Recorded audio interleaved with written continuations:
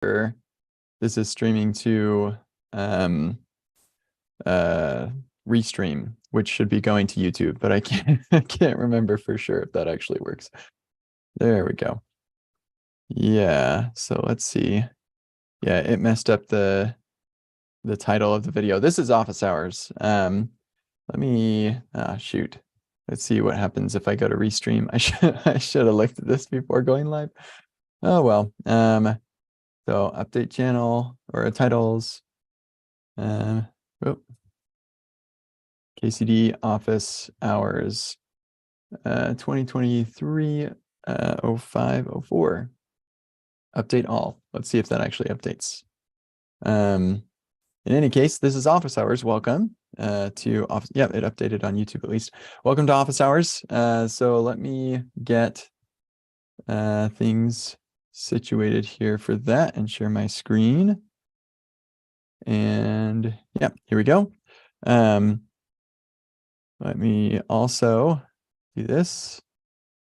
Hours. And if you want to join the Zoom, you can do that also.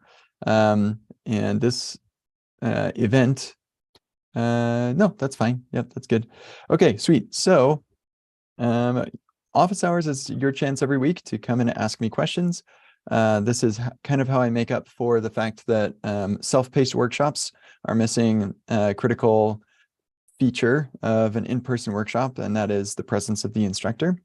And so if you're going through one of my self-paced workshops like Epic React or testing JavaScript, in the future Epic Web, then yeah, that you can come here and ask questions if you run into issues in anything like that. So with that all said, you're welcome to join the Zoom call because I give priority to people who are in the Zoom, but I do also answer people's questions in the Discord, and people fill this up with questions throughout the week. So we're going to start here where I last left off. Okay, yeah, I think we're around here. Let me just make sure Taryn has been answered. I think this is where we're at. Answering this now. All right, Taryn, I was trying to set up a cache headers for public assets on my Remix site, like font files, and couldn't figure out how to do it in the code base. Ended up using Cloudflare Worker. Since they're already named server, is there somewhere I can learn how you do caching using Express? Yeah, so with Express, let's go to Rocket Rental as our example here. The Express server is right here. Oh yeah, I'm in the middle of like changing a ton of stuff. I should probably just, let's do this. In fact, OneMan is helping with this upgrade right now. So we're just gonna, here, let's make a branch. Get checkout or branch temp upgrade. Okay, work in progress. Okay, now here we go. So the way that this works in Rocket Rental today is we use the Express static middleware for build. So this is the Remix assets. These are fingerprinted so we can make them immutable. We set the max age to a year. That seems pretty reasonable. Everything else in the public directory will land in here with a max age of 1 hour. Depending on how aggressive you want to be with that caching, you can change that. But that's how you do that in Express, and it works well. So hopefully that is helpful. Here, I'll just do this right here. Whoops.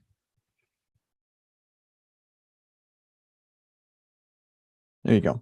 Hopefully that helps. Good luck. I think I answered that directly, so that's good. How to check if a certain element is, sorry, I just realized I've been getting like a million notifications. So let me just check to make sure there's nothing critically important. Yeah, okay, we're good. Just a bunch of Twitter DMs. I'll get to those later. How do you check if a certain element here? I always like to say answering this now so they know that this is happening. is currently visible to the user footer, like the user can be at the top of the page during initial load, but scroll to the end to reach the footer. Footer may not be initially visible to user, but later. How to check if at a certain point in time user component currently sees the component. Yeah, this is actually pretty common. I actually do this sort of thing for my blog. So I'll show you a real world use case for what you're describing in some actual code. If we go to blog slug, so as you are going through one of these blog posts, I'm keeping track of how long you're actively on the page, and then I keep track of when you reach the bottom. So I have a little div right here, and then when that div shows up, when the user sees that div, which is invisible, but like when that div is in the viewport, then I can assume that you've at least scrolled through the whole thing. And if you're on the page for at least 60% of the time that I expect it would take to read the article, then I mark it as read. So we have our mark as read ref right here.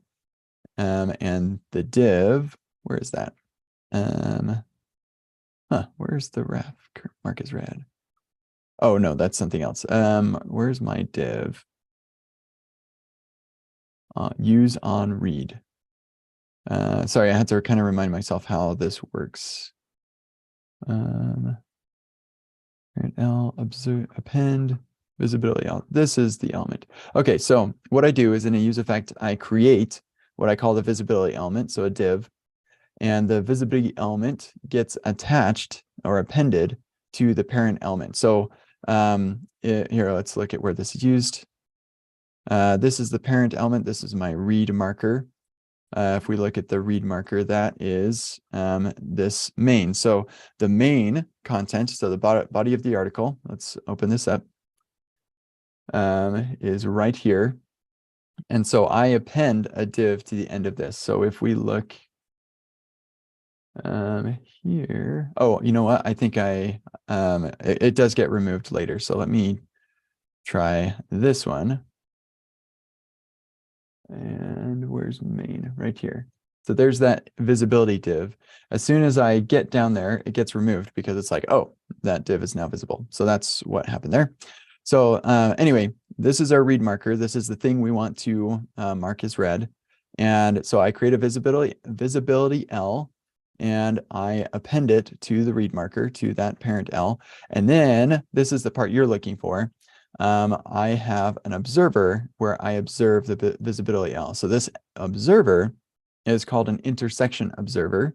And we get entries. So these are these entries describe the intersection that has happened. So it's here, if we dive into this, it might be kind of interesting. Observe, or yeah, constructor. Where's my constructor for this thing? Okay, anyway, here's our record. This is the type that I'm looking for. Come on. What's going on? There it is. It includes the bounding client rect, intersection, ratio, all like bunch of stuff. I don't even know. But anyway, the point is that we get some record of when this element is visible. And we can find in each one of these entries the things that are visible. In our case, it's going to be just the one DOM node, but I believe you can it will include its children or something like that. Yeah, so then we check that the entry target is the same as the visibility element, and if the entry is intersecting. So if that's the case, then we know it's visible, and then we do a bunch of stuff. So maybe mark it as read if they've been on the time on the page for the right amount of time. We disconnect the observer to prevent a memory leak, and we remove the element. And then this scrolled the main is part of what this maybe mark is read is. So this gets called when the timer is finished, as well as when the element is visible. And so if both of those are true, then we can say, oh, we can read, mark it as read. So anyway, that's how you do that. You're looking for the intersection observer. And we also, this visibility change, this part is not what you're looking for. This part is if the user changes tabs, then I know that I'm not reading, so I pause the timer when that visibility is changed. So really, if we come down to it, what you're looking for is this intersection observer API, which you can find at mdn.io intersection observer. So let me stick a link to that in here, and best of luck to you on that. All of this code is open source. You can find it at my github/kentcdos.com. Okay, great. So good luck with that. McCool. Hey, Kent, lately I've been learning about WebSockets. After building a basic chat app, I've come to the realization that how I will store those messages in the database. I've come up with an approach in which I will store the messages in a queue, and after a certain period of time, there will be a bulk insert. Love to hear your thoughts. Yeah, answering this now. So I am uncertain why you care to store it in a queue. To me, it doesn't necessarily make any I don't know why you'd want to do a bulk insert. It seems just pretty sensible to me to do an insert as the messages come in. That's what I'm doing in Rocket Rental, which I have up in here. We go to chat ID right here, and we've got an action. This is where we're sending a message. I create the message right here, and then that ends up in the database. And then I actually emit a change so that I'm not using WebSockets right now. I'm using HTTP server sent events for this. But in any case, I just create the messages as they come in. I don't know any reason why you'd care to do a bulk insert. So if you want to explain that, your use case, then I can maybe help a little bit more. I noticed somebody, Martin, joined the Zoom. Did you have a question, or you just want to hang out in the Zoom? I always give priority to people who are in the Zoom. But you're welcome to just hang out as well. And if you think of something, feel free to interrupt me, because people who are here get priority. Okay, so Sam20, answering this now. Your work is brilliant. Well, that's very nice. Thank you, Sam20. Thanks for imparting all the knowledge. You're welcome. Where can I find your Epic Web Dev course? I have worked with Redux sagas, React Query, Redux context. Just want to understand what sort of project should I choose Redux saga? Is it still relevant in newer projects? Okay, so we got 3 questions in here. So question number 1, where you can find Epic Web Dev is right here. HTTPS epicweb.dev. The course is currently in development, so it's going to be a while before everything is finished in there, but stay tuned and subscribe on there if you want to be informed of updates and stuff. Okay, I've worked with Redux sagas, yada yada yada. I never used Redux Saga. I used Redux Thunk instead. No, I would not recommend using Redux Saga at all. If you want to use Redux, then I strongly advise the use of Redux Toolkit. And that is what the Redux team recommends also. So use that. If I were building stuff in that world, I would also strongly advise the use of React Query, because React Query is awesome. So give that a look as well. Yeah, if alternatively, you can look into using, what do I have this zoomed? Why do I have that zoomed? Look into using React Query with the React router. I think it's just an example. There's a blog post about using React Query with React router. Yep, this is a good blog post. So take a look at that also. And then finally, you could just use, you could just use Remix directly if you can. Any of those would be a good option.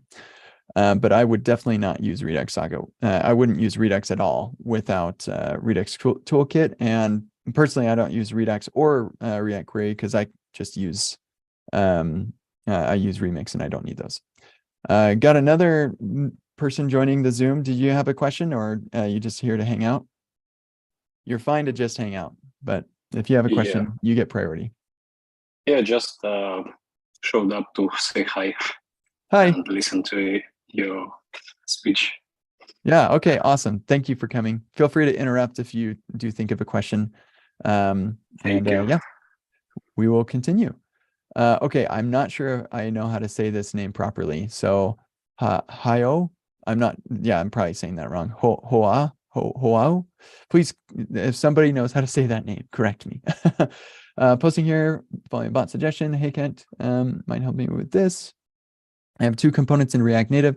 I'll just stop right there and say, I do not know React Native, so I will be of limited use here. Hopefully I can help somehow though.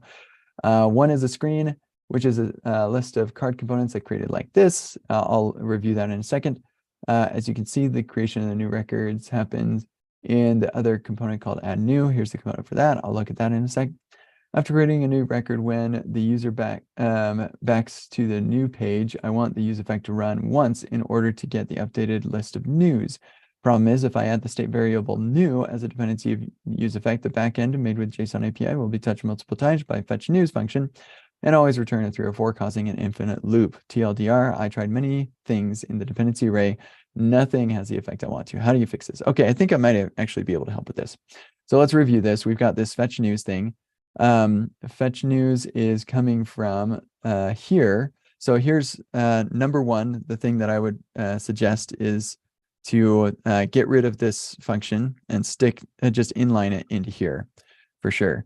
And what that would mean is, yeah, so API is outside of the component, so that will be fine. I'm just trying to figure out what dependencies you'll need if you do this. Set news is coming from use state, so that will also be fine because it's stable. Alert is coming from outside of the component, so that will also be fine.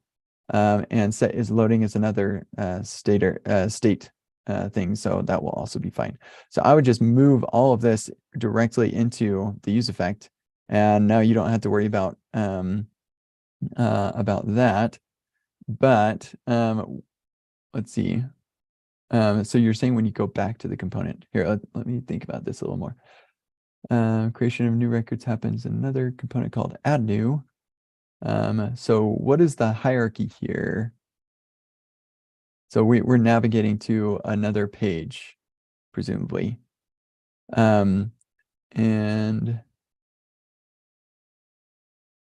yeah, okay. So we do the post, set title and set link. So we reset and you do this alert thing. And presumably you navigate back. Okay, yeah. So after they create the new record, they hit the back button. If they do that, this should be remounted. And so this use effect should run. This could be a limitation in my experience with this. Oh, I forgot to say, answering this now.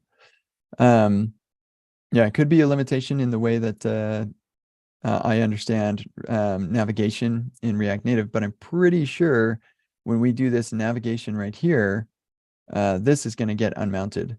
And so then when we navigate back here, this will get remounted and this is going to run again. So I'm not sure, maybe I'm missing something, but that seems like actually as you have it, should just work as it is. But what I would recommend is take this and stick it right here and just delete the function. I actually do have a blog post about this on Epic React. It is, no, what is it called? Effect. It's something about use effect, myths about use effect. So the one is needlessly externally defined functions. So that is what I would suggest you look at, but I don't think that's going to make any difference in your situation. So I'm uncertain.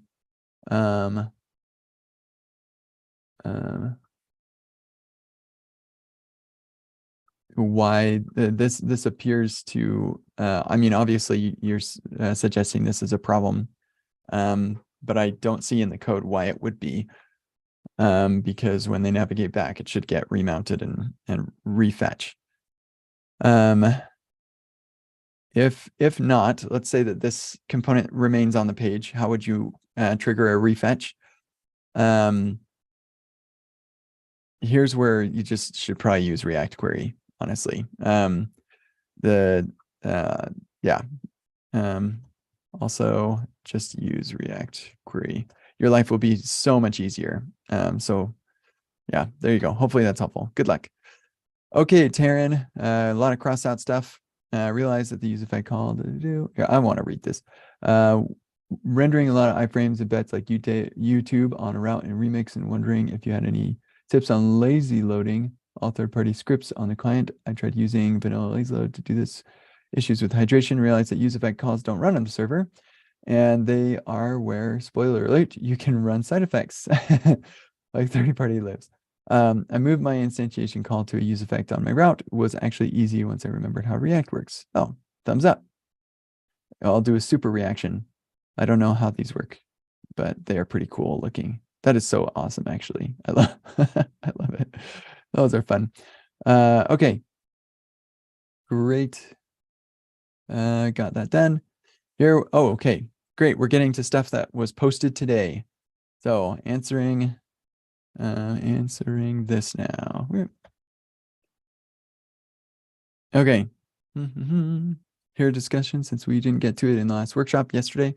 For me, the major things I'd like to possibly get out of the training, the workshop yesterday was testing web apps. At what level to write tests? Right now, I have, here, I'm going to open this up so I can load while we're talking. Have a just unit tests that do some very high level testing where they encompass several smaller but complicated subcomponents. We do this because the GraphQL calls live at higher component. Oh, the idea, sorry, is to mock the network calls and test all the functionality of all the subcomponents in that single top level test, or a series of them in individual files. Okay. I typically call this integration test. Yeah, I recommend doing those for most of your coverage. Although I'm leaning more toward end-to-end tests than usual, or than I have in the past, because I'm now doing a lot of full stack stuff with Remix, and it covers a lot more, and our tools are getting better. But anyway, let's continue. I do still mock third-party APIs. I do not want my test to be reliant on third parties.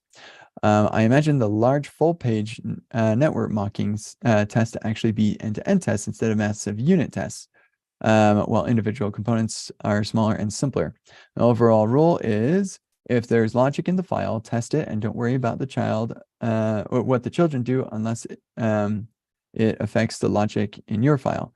A bit of, if everything is tested and working, combining them should work as well. Yes. Sort of, but no. Yeah, sorry, I misunderstood that. So if you test all the pieces in isolation, and then assume that means your application is working, you're missing a really important part, and that is the integration of all of those pieces. Yeah, but yeah, okay, let's look at the picture. Okay, one large series of queries passed as prompts to each section. Okay. I would test the main component. And then if one of these sections had complex logic in it, I might test it in isolation, but I definitely have at least one test of the main component. That's what I would do. Hopefully that helps answer your question. Feel free to ask follow-ups. And if you're not here right now and I stop the live stream before you can ask your follow-up, this is actually probably a reasonable question for the Call Kent podcast. So simply sign in, record your call, and I will record a response, and that will end up in the podcast here below, which I should probably think about doing some sort of pagination now because I've got a lot of episodes. Yeah, we'll figure that out later. So yeah, hopefully that's helpful. Good luck to you on that. And I think we reached it all. I think Amir asked a question. So hoping you're well. I have been, watching from the hospital. Oh my gosh, Amir, I hope you're okay. Yikes. Man, I was just going to say that I have not been doing super well. Like the last couple of days have been really, really tough. As I've been trying to figure out what I want to do with my life. But I think I made a breakthrough today. So I'm feeling great. But I'm so sorry that you're in the hospital. I hope that you're doing well. Yeah, I've seen quite many people, including you, unhappy about the existing solutions for form validation and remix. Yes, I am unhappy. Personally, I don't find any solutions super elegant either. Yep. So given that, when I'm feeling better, I'm planning on look further into this problem domain and probably create a nicer solution for the community or contribute to an existing one. If that's cool, I wanted to ask you if you have any API you wish existed. Maybe in touch. Yeah, so here I'll just say answering this now. So here's the challenge. I don't know what I want. I know what I have. I wrote my own thing. I'm like pretty okay with it, but I don't have like really complicated forms either. So I'm pretty sure that I'm going to dislike what I have eventually. Yeah, so what I would like is to be able to have a Zod schema and use that Zod schema to create a bucket of a bucket of props that I can use on input elements. I don't want a framework that creates all the fields for me or anything like that. I just want the props that need to be applied to those fields that are like HTML5 attributes for form validation. And then I want the backend to be able to support that schema validating on the form submission. So that's the basic idea of what I want. And I mostly have that with my own thing. But again, I don't have very complicated forms either. So yeah, you can look at Rocket Rental, see what I have, but it is really pretty similar to Conform. So if you're going to work on anything, I would suggest putting your weight behind something like Conform instead of doing your own thing. So yeah, I hope that helps.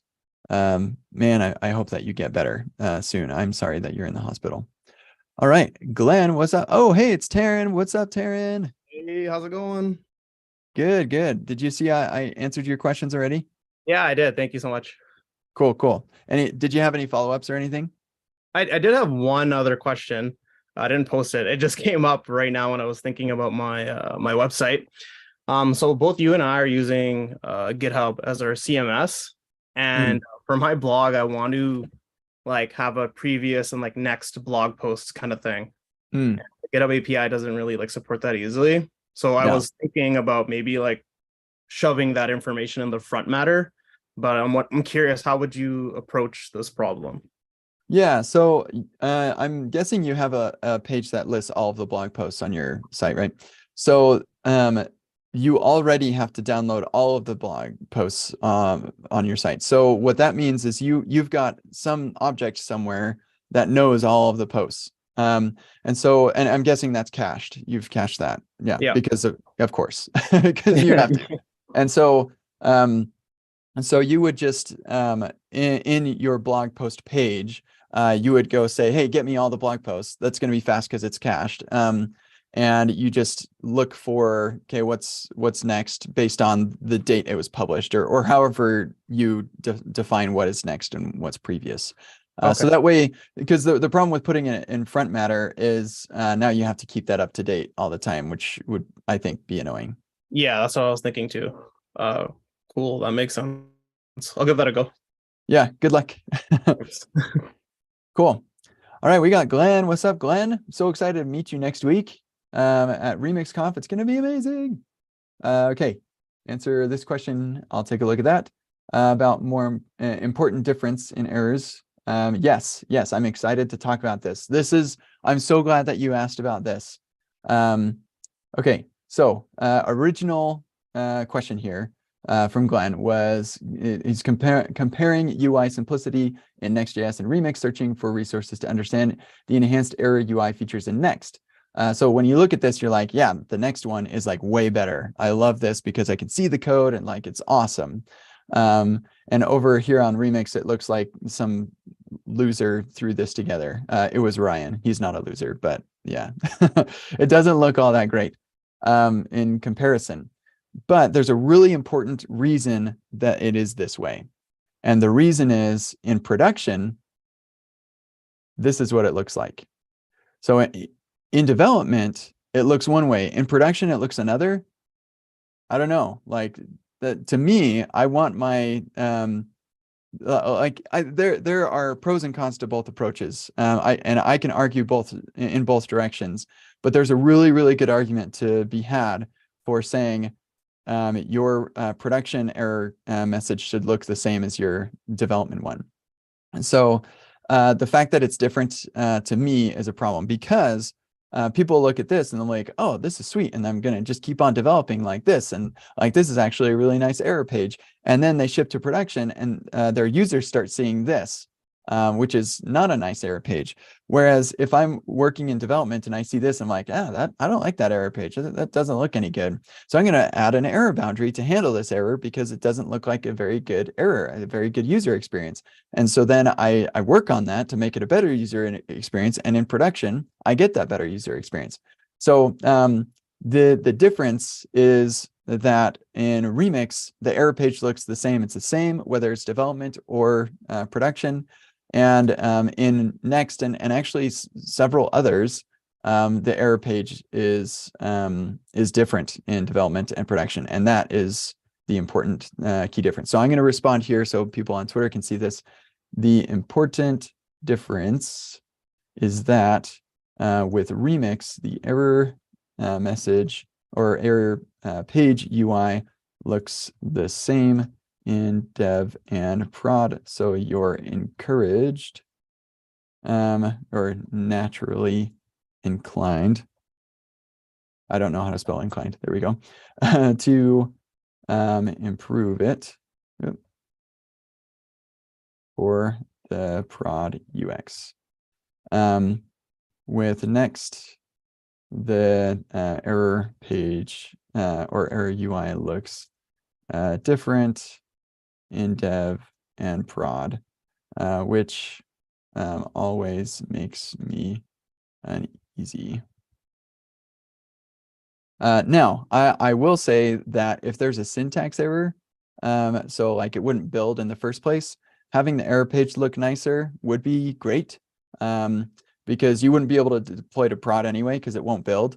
And so having a nicer error page for a syntax error would be sweet. But yeah, for like a runtime error, I definitely prefer having things look the same. So hopefully that answers your question. Thanks for asking. Answered on Twitter. And that is it. We have reached the end. So, oh, we got a question in here. Martin, what's up? Hello there, Kent. Hi. Nice to see you. Nice to chat.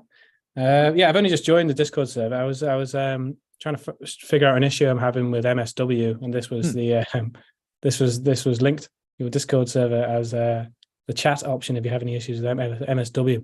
Yeah, so, I'm actually, honestly, I'm a little surprised that Artem hasn't made his own Discord so far. It's been like years that I just was like, hey, I have a Discord server and I put an MSW channel in here.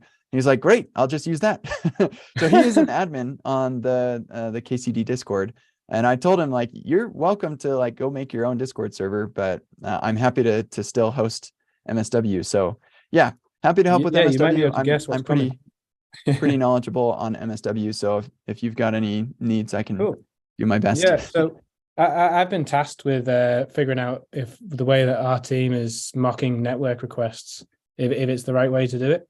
So we just kind of do like API. We're using AWS AppSync.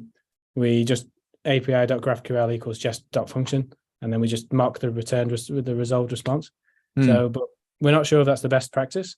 And I've just been investigating MSW. I couldn't quite get it to work, but I was just wondering if you had any kind of general advice about best practices for mocking network requests. Maybe you've worked with AppSync. If so, that's great. If not, general advice is great still. Yeah, just general advice on mocking GraphQL network requests in React applications. Totally. So to contextualize my background experience, I have used GraphQL APIs before. I think I have, yeah, I've mocked them before as well with MSW. And I've done a ton of mocking in the way that you're describing, mocking the module. I've also mocked fetch. And I've got a blog post called Stop Mocking Fetch. So you can take a look at that if you'd like. It kind of establishes the reason that you should be using MSW instead of mocking fetch. Yeah, what I would suggest is the problem with mocking things the way that you're doing it is it means that your mocks are going to be spread all over the code base, all over like different tests and things, which is like fine, co-location is a good thing, but let's say you've got a reusable piece here, like some reusable component that's used in multiple places, and now you're testing the places where it's used. Now you've got a problem because the API that reusable component is using may be mocked for the test for that one. But if you want to test that component inside of another one in other places, now you have to bring those mocks into those other tests. And so, like, how do you share those mocks and things? I mean, you can, it's just JavaScript, but like it can be certainly a pain, and there's a level of indirection there too. And so what I prefer is to say, in development, as well as in my tests, I have this little place over here that is basically my server for external things to me. So everything that's running during my tests and in development, it's all hitting this like external server. I only do this for my third-party dependencies. So if I'm running the backend locally, and which I am now with Remix, it's full stack, and so most of my stuff is talking directly to the database and stuff like that. But if I've got third-party APIs, that's all just defined in this one place, and it's all happy path stuff as well. I do like validation, authorization headers there and stuff like that, like the basic validation that you would need. But it is all happy path stuff. And then all of my tests just use that. So I don't ever even really think about the fact that I'm using third-party dependencies or anything, because they're all just talking to MSW. It makes both development and testing a lot easier.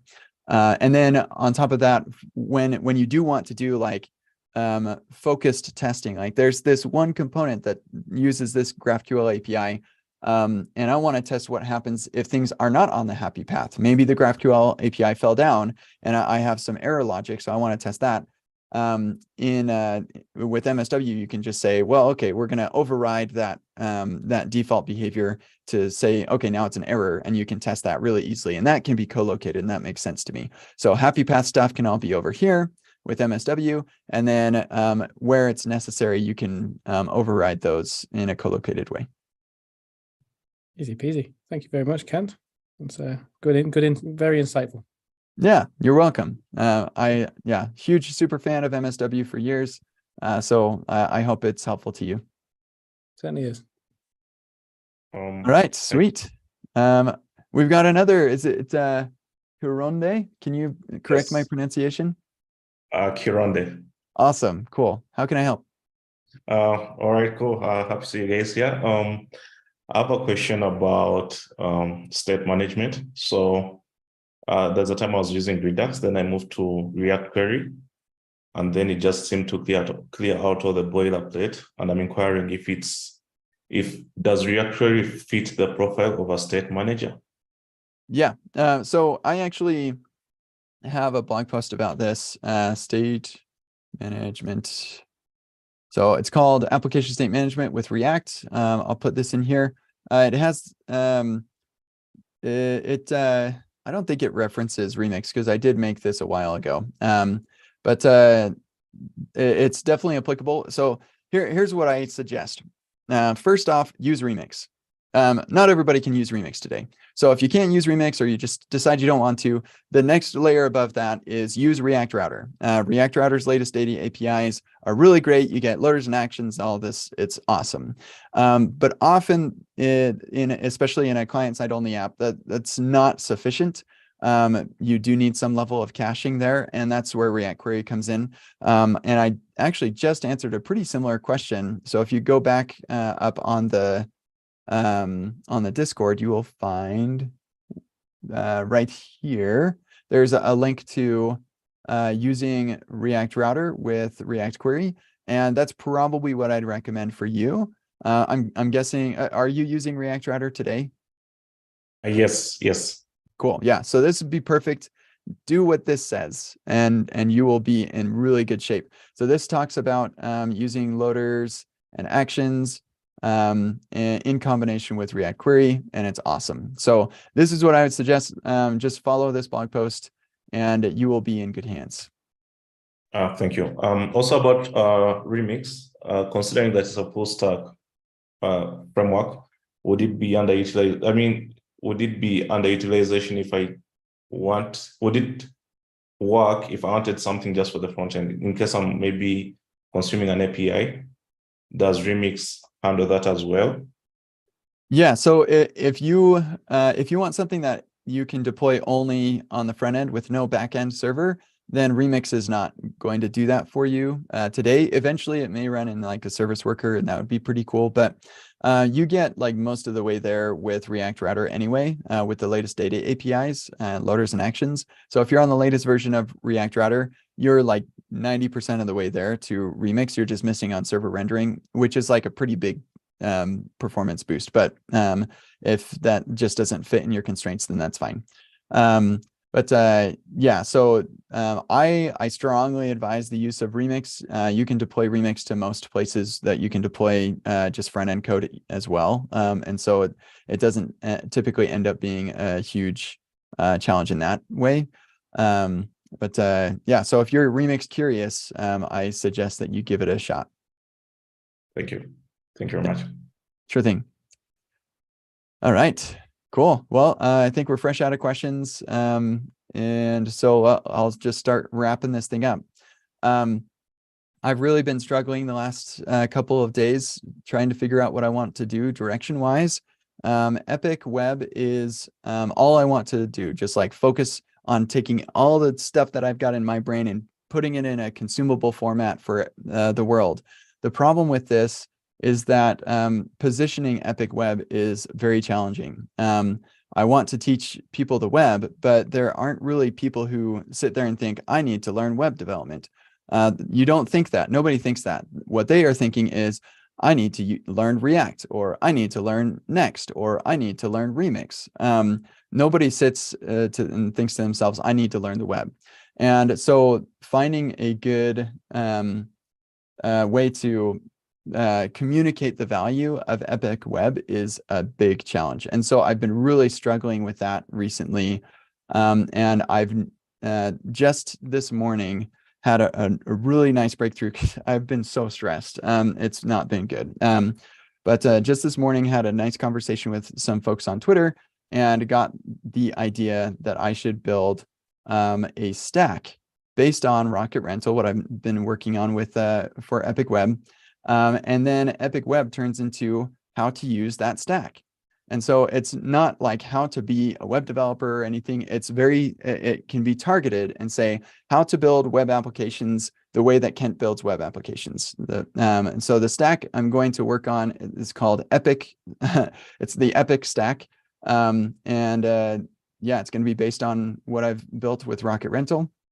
And yeah, that's what I'm going to be live streaming here in just a moment when I wrap this live stream up, is working on the Epic stack. And then I'm going to write a talk about it because I'm giving a talk tonight at the Remix meetup.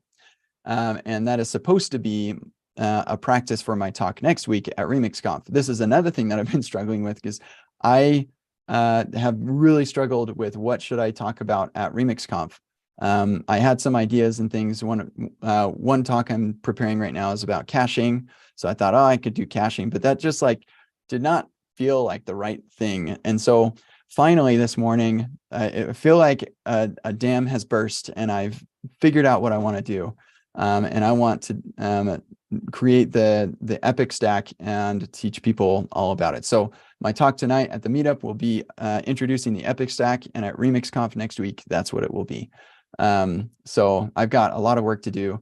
I got to build the Epic stack first, which shouldn't be enormously difficult because I've got Rocket Rental already. But yeah, so that's what I'm going to be working on. Feel free to jump on the live stream wherever you watch live streams in the next a couple minutes. I think I'm going to take a quick break, walk upstairs, go get a drink and maybe a snack or something, and then I'll get back onto this. I cleared out my email inbox this morning, so that shouldn't be a problem. So yeah, thanks everybody for joining. If you do have any questions for me, feel free to just post them in the Discord. I will not be doing a live stream next week because I will be at RemixConf. But if we look at my live page, the week after, I should be doing another office hours. So feel free to fill up the Discord here. If you want a faster answer and if your question can be answered in audio form, then the Call Kent podcast is the place you want to be. So thanks everybody, and we'll see you when we see you. Bye.